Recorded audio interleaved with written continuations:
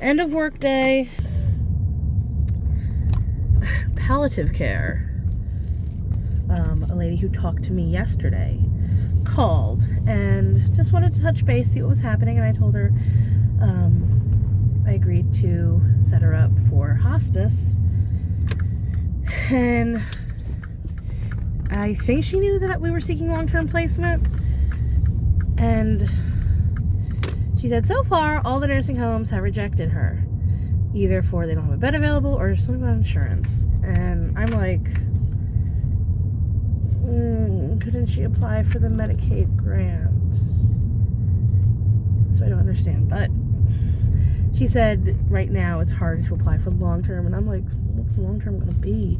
Like, everybody's telling me she's like fucking dying. I should put her on hospice, because to me that's what hospice means. Hospice means you are around your end life stage. Maybe you're not actively dying in that moment, but you're close to it. Like, on average, they give people that are on hospice 6 months to live, so it's not even long term. Their whole thing, like, I can't bring her home. I can't. I don't have anyone to properly watch her. And at this point, they're saying she can't shift. She can't turn. Okay, if she can't shift and turn, that means she's going to have to be turned. Like, every 2 hours, rotate. If she can't do that herself, someone's gonna have to do it. And I don't know if Amy could or would feel comfortable with that. If she's bedbound now, she's gonna need total care.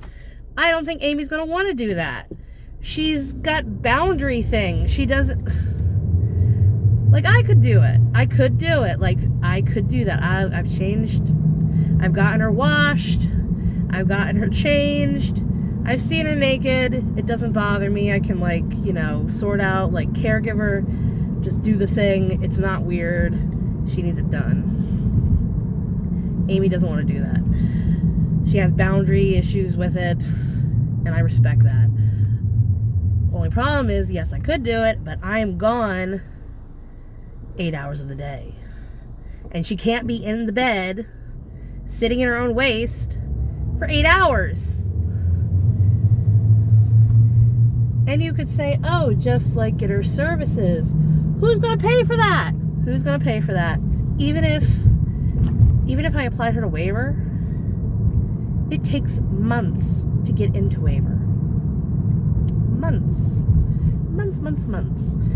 And even though the whole thing with when I talked with Maximus was, oh, if you don't get into life, what's your backup MCO?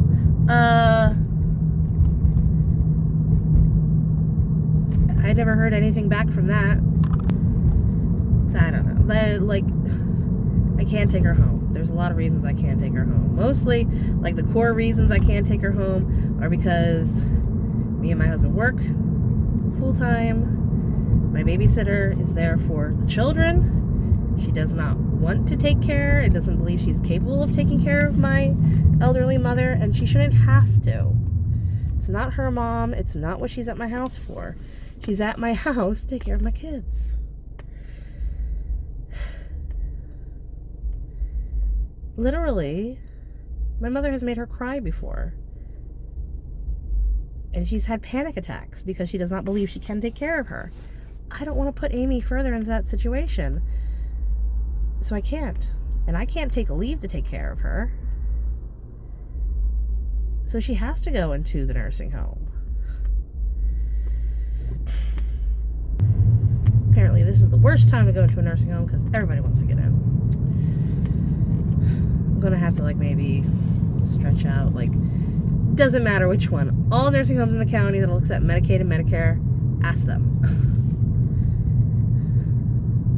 Problem probably, of course, is she's not 65, so she wouldn't even have Medicare. Anyway, other than that, palliative care wanted to know, okay, if she's on hospice, do you want us to stop, like, all the things? Like, no more EKGs, no more blood draws, no more anything that would make her uncomfortable. And I was like, yeah, I guess. She's like, is that what hospice would do? Hospice would cease all that. She said yes. And I'm like, okay, then yes, do that. She said, do you want us to stop the antibiotics? And I was like, are they helping? She's like, no. All right, they're not helping, they're not offering any kind of comfort, I guess stop them. Why waste the medication if it's not working? Also, did Hospice not bother to tell them about it? I thought the whole, like, I really thought they're all in the same, like, she asked me what Hospice, and I was like, you're the one who told the lady to call me. And I know I have a choice. I know there's different companies, but whatever company works at Crozier or works in connection with Crozier, has partnered with Crozier, that's the company.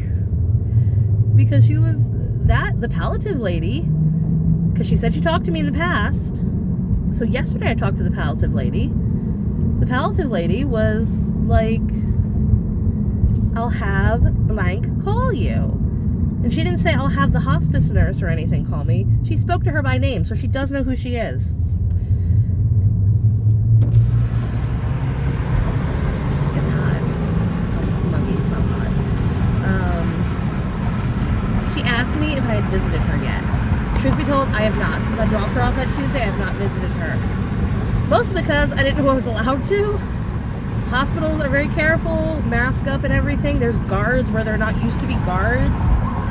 You used to be able to walk from the parking lot of Crozier all the way to the hospital, like the front area where you can get to the elevators. You can't do that anymore. There's a lady at a desk there, and she's like a little watch guard. I had tried to go visit her back in when she was in crisis. We had an appointment to have her assessed. So I wasn't even going in there just spur of the moment. We had an appointment scheduled. And the social worker knew about it. So you think somebody would have written something down, right? No, I basically was waiting there until the assessor arrived, because even though I work in that department and I know how to assess, it's conflict of interest for me to assess her. But I had to be there because my mother wasn't going to answer for herself. Ultimately, we didn't get to talk to her that day. We did get back there, but my mother was not in a good mind space, so she wasn't able to answer any questions, and they decided just to take the notes and do it that way. So I had no input really, other than Sephora asked me to sign something because I had to sign it. But she got everything from the notes of the past 3 days. You know, they marked her off as wandering, and I wouldn't have. I would say no, she didn't wander, but they noted wandering. They noted at one point she wasn't dressing herself so she could just walk around naked. So yeah, there was something going on. But it was so hard getting in when I had an appointment to be there. So I really didn't think I could just like show up. Especially since I didn't know what room she was in or anything. So now, according to palliative care, yes, I can visit. She will be under normal visiting hours. I guess they have those back now. And I can't do it tonight because I have to go shopping. But definitely tomorrow after work I can visit. That's what we're gonna do tomorrow. We're gonna go visit Mommy and see how she's doing. Make sure she's comfortable. And I talked to my sister, and you know, she's upset on many levels for many different reasons, and I think a lot of her grief is coming from the fact she wasn't here on a daily basis to see like day-to-day stuff. She wasn't able to help with Mommy. She said if she had the funds, she would have sent money to possibly pay for an aid. But obviously she doesn't have that kind of money.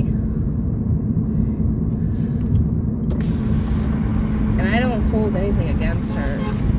She's living her life, and she lives it far away. She has a job. Her job isn't as, you know, understanding as mine. At least with mine, I can take sick time. I don't think she has that with hers. So to go long periods without working, that would not work for her.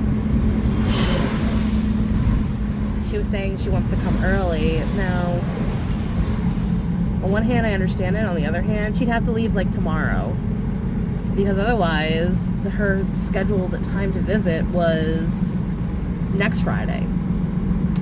So it's not even that early or that soon. If it was the beginning of the month, I'd be like, yeah, maybe you should come. I don't know if she'll survive till the end of the month. To be honest, I don't know if she'll actually survive a week either, but no one's like giving me any hints that she's like imminently dying.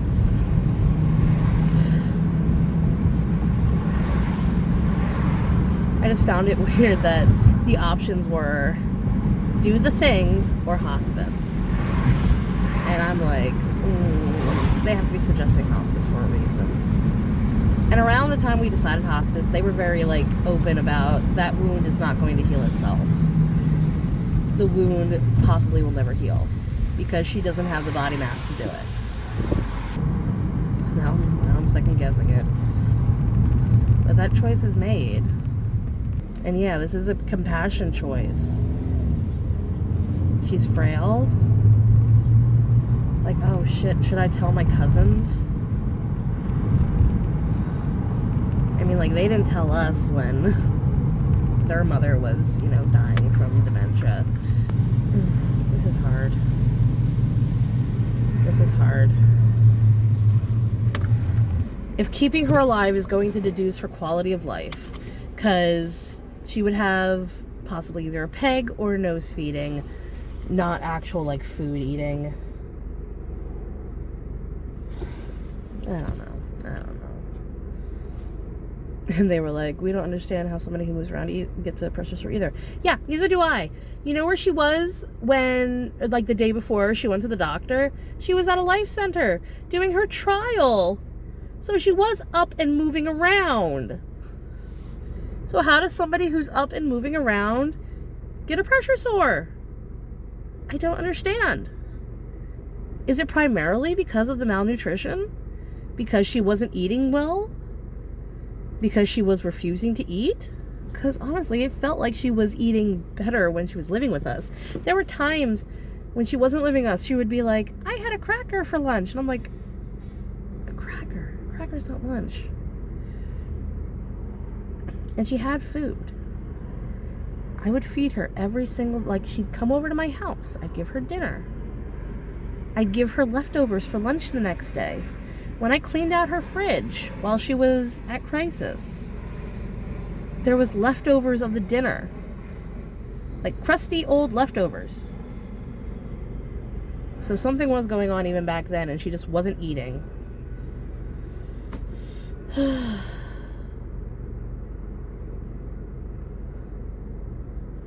It's one of those things of like, you don't really notice until somebody goes off their routine.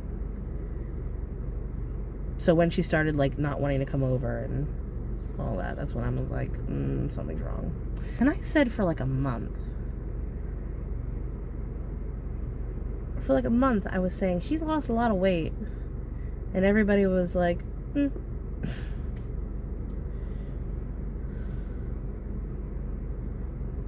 But now now it really matters. Now it really matters.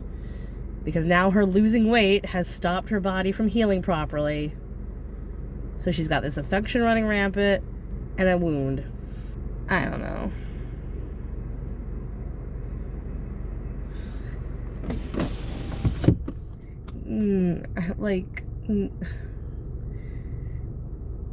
I don't know.